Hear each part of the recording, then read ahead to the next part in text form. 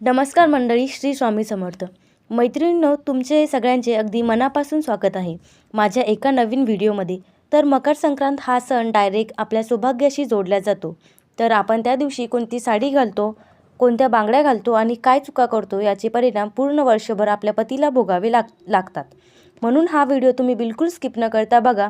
मकर संक्रांत हा आपल्या महाराष्ट्रात जिव्हाळ्याचा आणि सौभाग्याचा सण मानला जातो आणि या दिवशी बायका जे काही करतात, घालतात किंवा देतात त्यामागे वर्षानुवर्षाची परंपरा आणि श्रद्धा आहे. म्हणूनच संक्रांतीच्या दिवशी सकाळी लवकर उठून आंघोळ करून स्वच्छ कपडे घालावेत, घर स्वच्छ करावे आणि देवासमोर दिवा लावून दिवसाची सुरुवात करावी.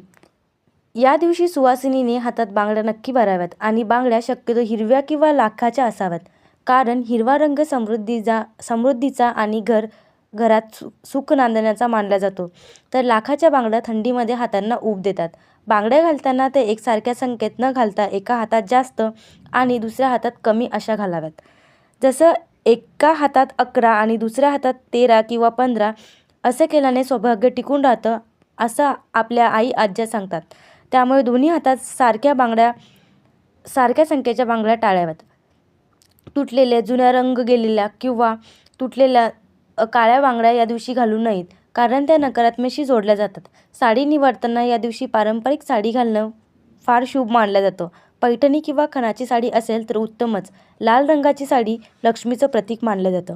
हिरवी साडी भरभराट दाखवते, तर काही घरात काळी साडी घालतात, कारण संक्रांतीच्या कडाकडाच्या थंडीत काळा रंग ऊब धरून ठेवतो आणि अंगाला आराम देतो. मात्र दरवर्षी संक्रांतीत कोणत्या वाहनावर आली आहे यावरून काही रंग टाळायला सांगितले जातात. त्यामुळे त्या वर्षी कोणता रंग चालत नाही हे आधीच जाणून घेणं चांगलं.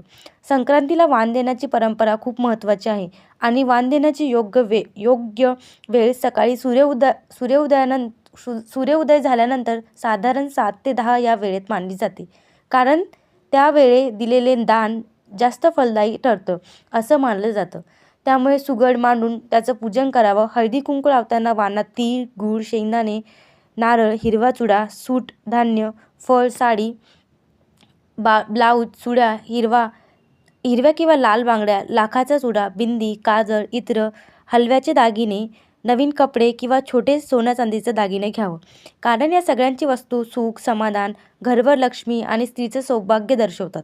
पण चुकूनही वाणात काळ्या रंगाची वस्तू, तुटलेल्या बांगड्या, जुनी फाटकी साडी, चाकू, कात्री, स्टीलची भांडी, जुते, चप्पल, मिरची, फार तिखट मसाले, दारू किंवा तंबाखू नेऊ नयेत, कारण अशा वस्तूंना अपशकुन मानल्या जातात.